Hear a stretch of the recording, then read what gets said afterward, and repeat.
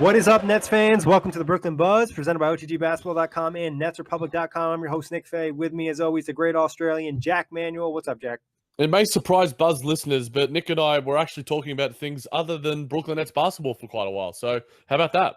Yeah, we could probably only do that for about 7 more days until the season starts. But plenty of other things. We're talking a little Venom, a little Dragon Ball Super. You know, we do have life outside of the Nets in the NBA. But today we'll be talking Ed Davis, Kenneth Faried, some of the new additions. And before we get started, as always, quick reminder, check us out on iTunes, Blog Talk Radio, OTGBasketball.com, NetsRepublic.com, Dash Radio, and YouTube.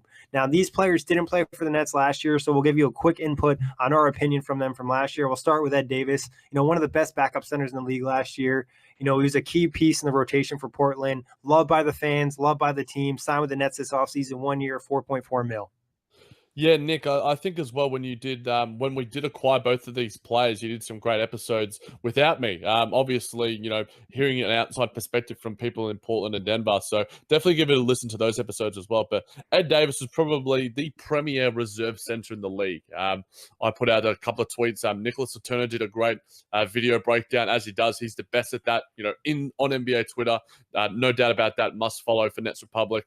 But I think, Davis he's going to provide so much for our net squad, and we've seen glimpses of it already. That Detroit game, when I logged onto Twitter, just after landing from Vietnam, literally I saw Anthony Puccio, Nick Fay, Nicholas Turner, Nets Daily, all talking about Ed Davis, and I'm just like, 4.4 million, it's paying itself already.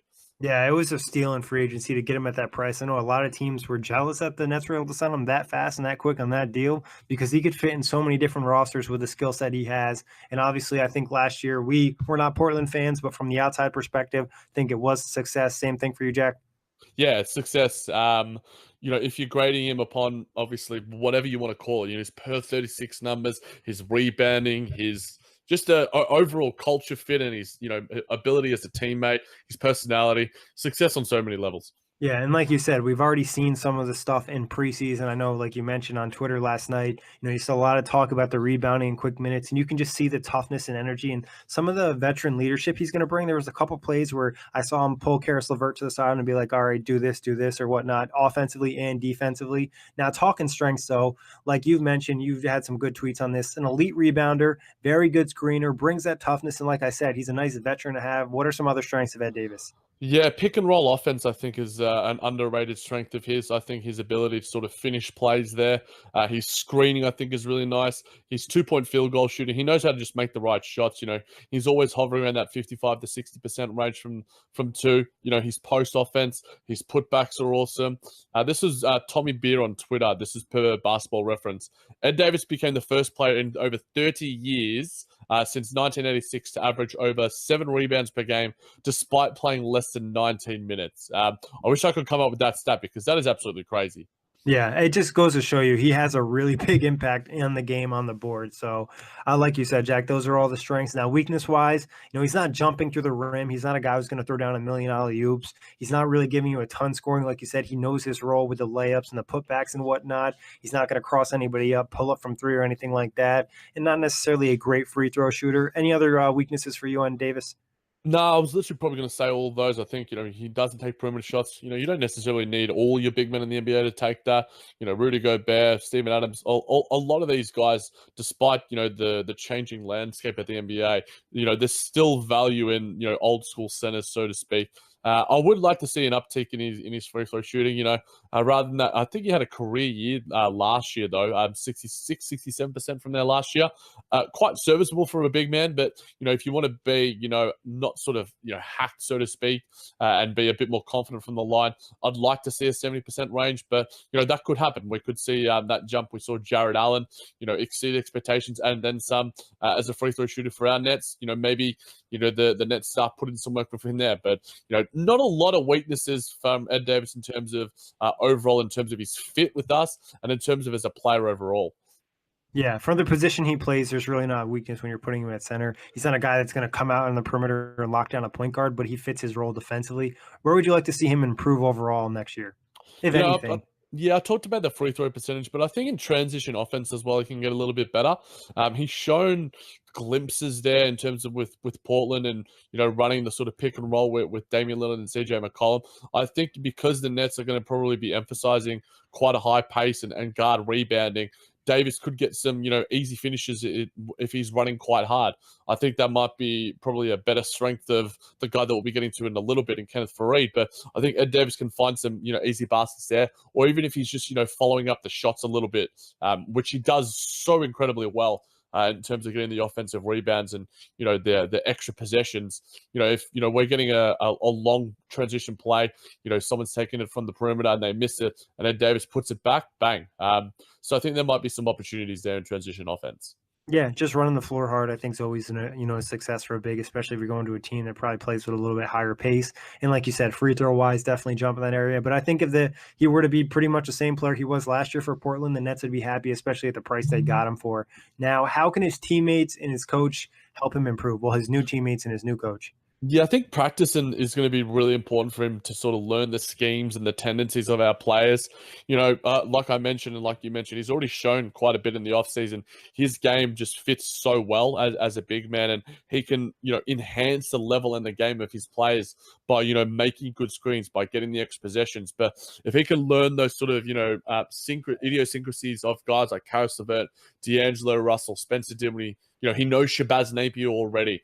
So I think that that's going to help just in terms of being able to develop that rapport on and off the court with the players is going to help his game even further, because we know he's just a very smart player and he's still, only 29. So he's still got plenty of game left in him. Yeah, learning the tendencies and chemistry with your new teammates definitely will have a help, especially with some of his pick and roll partners, D'Lo, LeVert, Dinwiddie, and like you said, he already does know Napier. And I think another thing for the team, don't ask him to do too much. You know what he's capable of doing. Don't try to put him in situations and make him do more offensively and whatnot. Keep him in his role. Put him in good positions with a pass. Sometimes you'll see a player throw a big pass and they'll be caught in no man's land. You don't really want to do that. And then in terms, we've mentioned he's a really good screener. One thing when you have a good screener, be patient. They're going to create separation for you. Don't try to rush and get them called for an offensive foul. So that's pretty much some ways the team can help him improve. Now, role in the team, starter or bench player?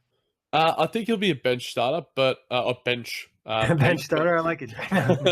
hybrid. But I think in that sort of sense as well, I think that if we see an injury to Jared Allen or rest period to Jared Allen, perfect sort of makeshift starter. I've talked that about plenty of other sort of players, but in terms of matchups as well, if Jared Allen isn't going so well against like an Enes Kanter like he did against the Knicks the other night, put in Ed Davis, bang bang, perfect ready-made replacement. A guy that we certainly could have used last season for plenty of stretches. So I think Ed Davis is the perfect bench player, but has starter caliber skill level. Yeah, no, 100% agree with that. I think he'll be on the bench, but at times you maybe start him over Jared Allen, or if Jared Allen, needs some rest just because he's, smaller frame and you need to kind of get some rest for that body. I think Ed Davis is a fine fill-in. Minute-wise, what do you expect? Anywhere from sort of 16 to 20, Nick. I think that, Ed Davis is a guy that, proves that he can, provide instant energy off the bench no matter what he does with his very versatile skill set in terms of as a defensive and somewhat offensive big. So I think anywhere from that 16 to 20 range. And I think the coaches are going to love him. So I think that we could certainly see it closer to that 18 to 20 range. Yeah, I think I'm going to go probably with like pretty much what you said, 17 to 20. I think there's some nights where, Jared Allen, like we mentioned, maybe he's getting banged up by Cantor or another big in this league. And, we're going to see Ed Davis play in the mid 20s. And then there's other games where maybe Jared Allen, like we saw in Detroit, is really just dominating the game in terms of rim protection, catching the oops, running the floor. We're going to play him a little bit less minutes, or if the Nets are going a little bit more small. So I think that's right around that range, 17 to 20. But usage wise, what do you expect to see? Pretty much what we saw in Portland. Yeah, with Portland, he's had his like very up and down. Like last season, it was at 9.5%, so barely had the ball in his hands. Obviously, it was basically just finishing plays for guys like Lillard and CJ. But I think that can increase a little bit. And he's had seasons where he's been at that around to 11 to 30% range, and I think that that's probably more likely. I think that we'll probably see a little bit above 10% because I think that Coach Kenny likes his basketball IQ from even just and I think that the organization as a whole likes his IQ and likes his fit. And I think that we might see a very minor increase from that, probably into the double digits. Yeah, I agree. I think, in the low double digits, somewhere between like 10 and 12 or something like that. Kenny also likes to see the ball move a lot offensively, even if it's just a quick pass or have him do a couple dribble handoffs or something along those lines. I saw a couple of those last night. So I think, maybe a slight bump in the usage, but he's able to have an impact without the ball in his hands, mostly just rebounds. Stat wise, what are you thinking? Yeah, I mean, we look at per game numbers, but I'll do my per game, but then I'm going to do my per 36 because I think that's what we need to sort of look at a little bit more for guys like Davis and Fred, which I've done for both. So for per game numbers, 6.7 rebounds, zero point 0.8 blocks, doesn't look that good on paper, but when you extrapolate that, in terms of his minutes per 36, I think he could get somewhere around that 10 points, 13 rebounds, and 1.2 blocks. I think he's a double-double machine when it comes to per 36 numbers. I don't think across his entire career, if I'm mistaken, he has averaged less than a double double. He's an absolute monster, and I think that whatever he does and whatever minutes he's given, he's going to be a very effective teammate and player for this Brooklyn Nets squad. Yeah, I've got pretty much the same thing. I got around 7 and 7, 7.7 rebounds, a field goal percentage similar to what we see in the past, anywhere between like 55 plus to 60. I think it'll probably be, maybe at that 57 range. Hopefully, if you can get up the blocks a little bit, but we really care about the rebounding. Having some of those monster games, I wouldn't be surprised if we saw a couple like 15 plus rebound games from him when he's given more minutes. Yeah, I mean, I salivate at rebounding. It's one thing that whenever I'm playing one on one against my fellow favorite Nick JBT co-host Nick Busing, I just can't do it as much because I'm just versing him one on one. I'm like, I can't really show my best. But like seeing guys like Ed Davis in this squad, I love Joe Harris a lot. Everyone knows that. We've heard that plenty in the Brooklyn Buzz episodes. But Ed Davis is going to be a fan favorite, and he'll certainly become one of mine very soon, and he is already.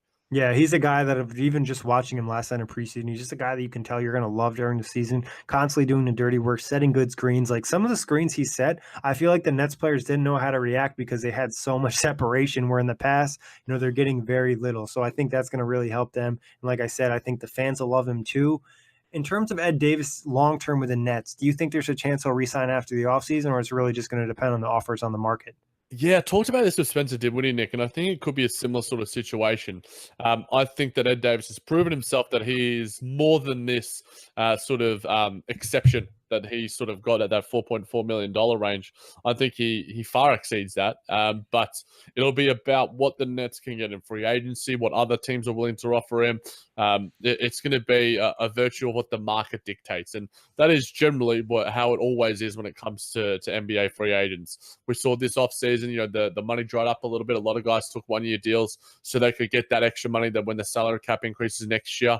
Obviously, it's going to be very saturated. So how much is, a team willing to spend on a guy like Ed Davis, who has proven plenty as a bench starter, but, how much... Oh, I keep saying bench starter, but mate, We got to add it. I'm going to coin that in. He is a bench starter because he is a bench player who can put in starter level caliber. So for me, I think that it's somewhat likely because I've mentioned I'm a little less optimistic about the Nets' chances in landing a star or a very high caliber player in the going forward. But you can do worse than adding in another year or two of Ed Davis, who's still got plenty of left in the tank for a guy who's only 29 years old. Yeah, and he's a guy that could really pair well with Jared Allen in terms of having a backup to kind of fill in and bring that extra toughness that maybe Jared Allen doesn't have at this age. I think a lot's going to depend on his sell also the net success, which I think is, obviously going to be a big factor in every decision for player in the team in general. But I also think like how he fits with the team, how the culture kind of works with him, how he vibes with Kenny and whatnot, which we all expect to be probably positive. So I think that could factor in his decision of maybe staying in Brooklyn on not maybe a long-term deal or a deal that's like somewhat favorable to the Nets, but he's getting his money and he's really happy and living in Brooklyn and winning with his team and kind of building the culture that they have, because we've heard a lot of positive thoughts from other players about the Nets. Now, moving on to Kenneth Faried, they picked him up in the Jeremy Lin trade. He's supposed to be a salary dump. We saw what happened to Maury Carroll. Maybe there's some expectations that they can kind of revive his career. He did only play 30 games with Denver last year, not a very big role. He only really got minutes when players were banged up. What were your thoughts on Faried last year? Yeah, I mean, I think it was unlucky, a matter of circumstance and a matter of situation for Farid. And obviously, he saw those minutes when Paul Millsap was injured quite a bit. You know, he played 14 and a half minutes a game, just a little bit less, but he was a fantastic teammate. You know, he was a guy, we talked a little bit about Darrell Arthur, and you've talked about that on previous episodes as well, Nick. I think that he does things so well in terms of for the Nets. He's going to be a great rebounder. He did that very well. You know, his per 36 numbers last year, nearly 15 points and 12 rebounds. We're talking about Ed Davis. It's the perfect sort of, you know, transition guy to sort of talk about in our next sort of part of the episode. But they had very similar seasons. They have different games. They have some similarities, but they're both absolutely elite rebounders, and we're both top 5 in offensive rebound percentage. And I think I put that out on Twitter. But for those who don't know yet, both top 5 in offensive rebound percentage, and are going to give us a real asset there going forward.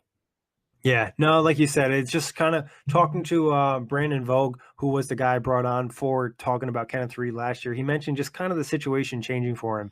You know, they went with Jokic and they had Plumlee, and they're really not going to play, you know, many bigs that can't shoot the ball. And Faried just really didn't fit in how things are working. And then when he did play, his play wasn't necessarily great.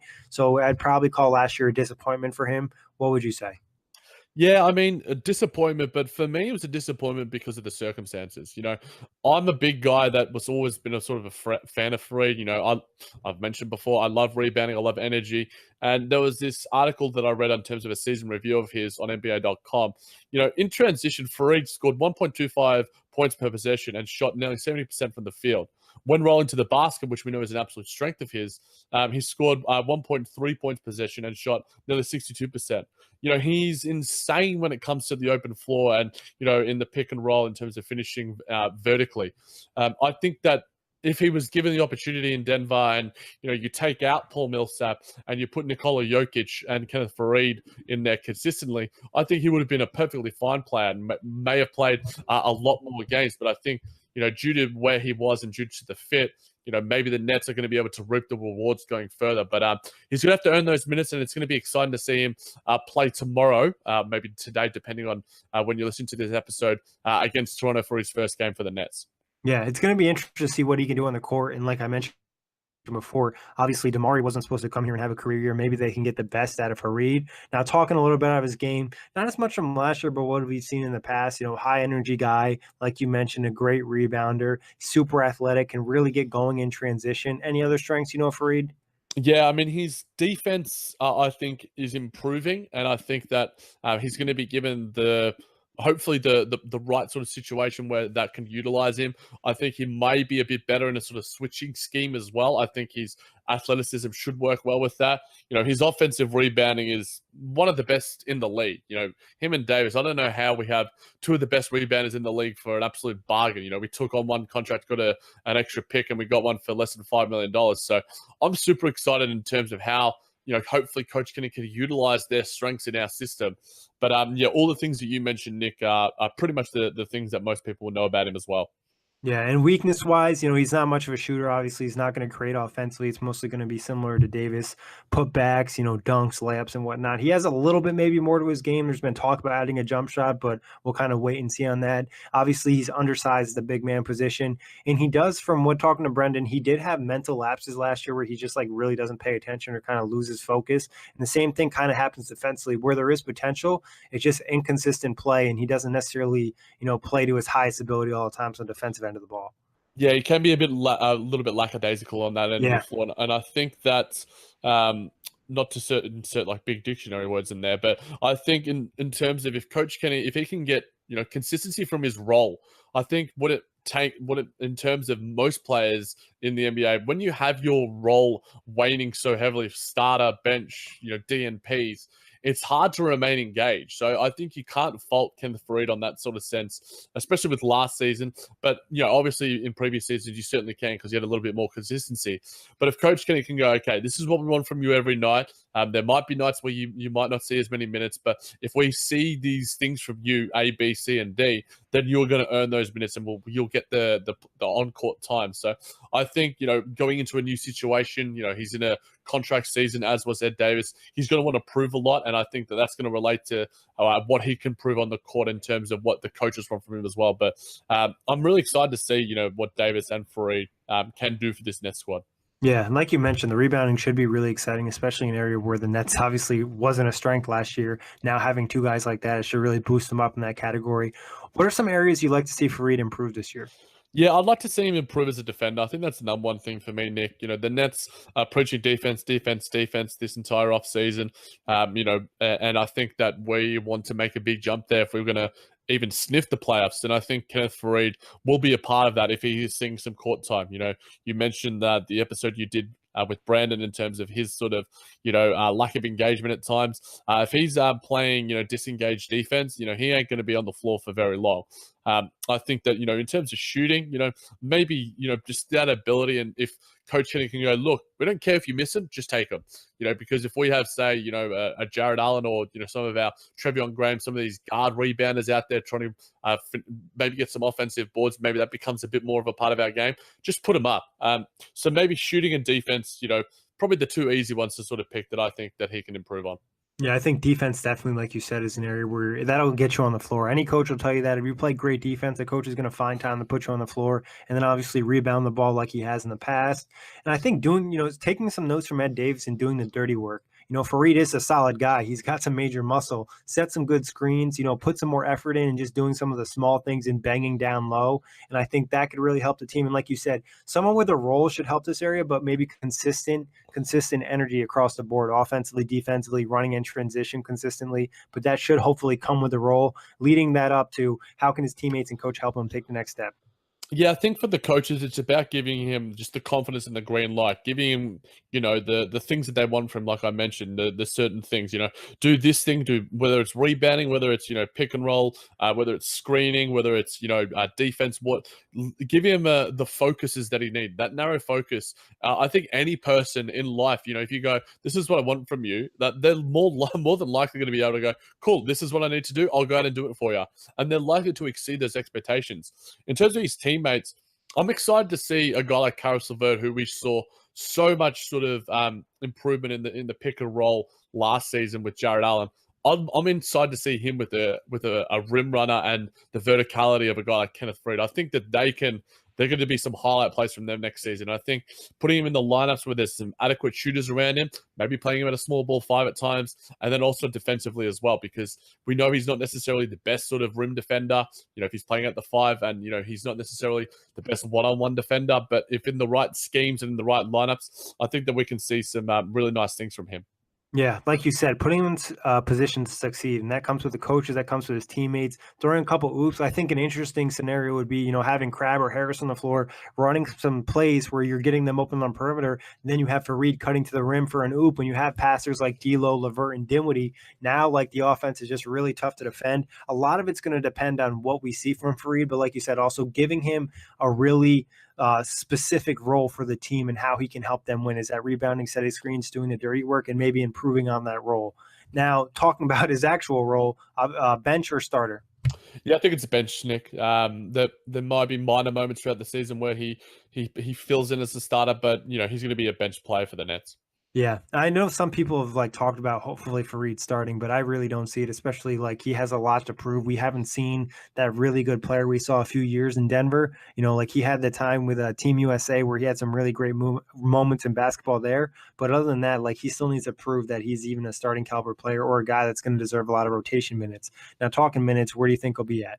I think it could be anywhere from 12 to 16, Nick. But there might be nights where, he is the guy out there and, he may see, in the 20s. But I think in terms of his role, if you're wanting an energy guy off the bench, anywhere in that 15 range, I think is going to be good for him. And if he's providing, more than adequate service as a player on and off the court, then, he'll earn even more. Yeah, I'm agreeing. I think 10 to 15 minutes. It's really hard to see him having a bigger role, especially with Jared Allen and Ed Davis really solidified right now. Now, usage-wise, what do you expect? Yeah, and funnily enough, he had an identical usage his last two seasons at 18.3%. So I'm going to go with 18.3%. I'm going with it again, going for the triple. That'd be nice. That'd be pretty fun to see, 3 seasons in a row. I don't know how often that'd happen. Basketball Reference would probably be able to provide us with that. But yeah, finally, 2 seasons in a row of 18.3%. Let's make it 3 with the Nets. Yeah, I wouldn't be surprised if it's the same again, like you said, but I'm thinking probably a smaller drop if he really adapts to what he needs to do for the team to help them succeed. It'll be more of the dirty work than actually touching the ball. But stat wise, what are you thinking? Yeah, I went with the per 36, so I'll give the per 36 as well as the per game numbers. 7 points, 5 rebounds when it comes to per 36. I think he can average close to 15 and 15, 15 points, 13 rebounds.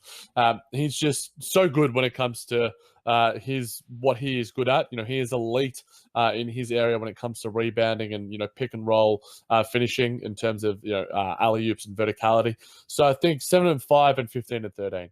Yeah, I like that. I think I'll probably go with like 6 and 6, maybe up to 8, possibly in the points per game. But it's really like he's one guy that I do not have a very good feel for what he's going to do with his team. Especially we haven't seen him in preseason. Like I said, the last few years in Denver really hasn't been his best basketball. So I don't really know what to expect from Fareed. What are your thoughts on him? Is he the biggest unknown on the Nets for you? Probably because we don't really have much to base it on. We have, 30 or so games with the Denver Nuggets last season. We have his body of work before that, which we know of him. But in terms of, I think with any player and any new player, it's about how they fit in the net system.